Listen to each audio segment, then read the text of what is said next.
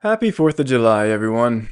Of course, I'm jealous of those who make millions of dollars a year. It is suggested that Parliament's Tea Act of 1773, which proposed a tax of 3 pence per pound of tea, triggered a series of events that would eventually lead to revolution here in North America. What triggered the outrage was the idea that the average person would experience a tax increase of between 0.03 and 0.2% of their annual income, depending on the amount of tea they drank. So the average federal taxes paid in total would amount to between 0% and 1%. In other words, it's possible that a 0.03 and 0.2% tax increase lit the spark which started a revolution. There is a debate now on whether there should be a wealth tax on unrealized capital gains or assets. The issue is this doesn't address the problem, which is that the government wastes an enormous amount of money. The government does not have an income problem.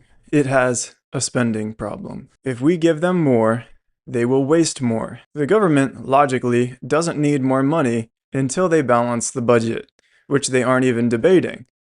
They've just agreed that they won't do it. It's like when someone has a gambling addiction, and so they can't afford to pay their rent. But they have rich parents. So the gambling addict says, I wouldn't be in this situation if you just gave me more money. Then I would be able to pay my rent. It's like feeding an obese person donuts. The government brings an enormous amount of taxes every year and wastes most of it.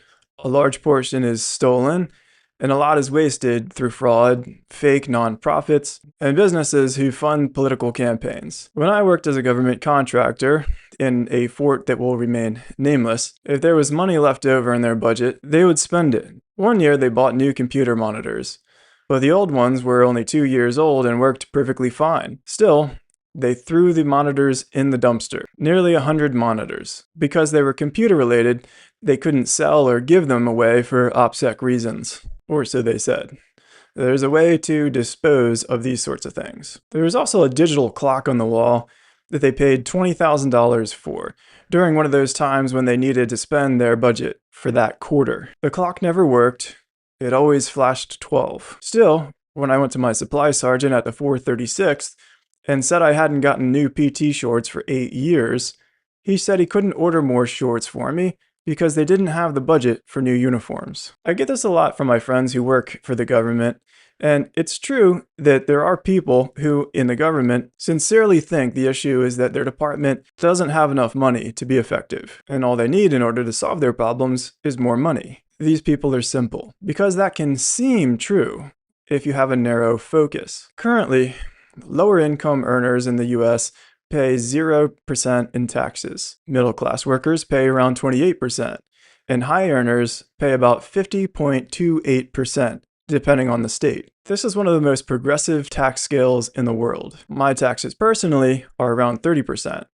That's $30,000 a year if I make $100,000. And of course, I too am jealous of those who make millions of dollars per year. Obviously, the solution to our problems is not that the government simply needs to collect more in taxes from them.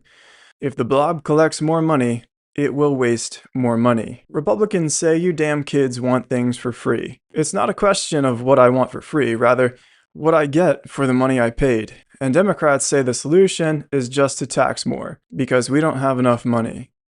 Both parties are clearly wrong, which makes me partyless, which means I don't have a team, which means everyone hates me for not being on their team. So I leave you with this. Our government doesn't have an income problem. It has a spending problem. On our 250th year, let's all agree not to vote for anyone who does not agree to balance the budget. Share this with someone you care about.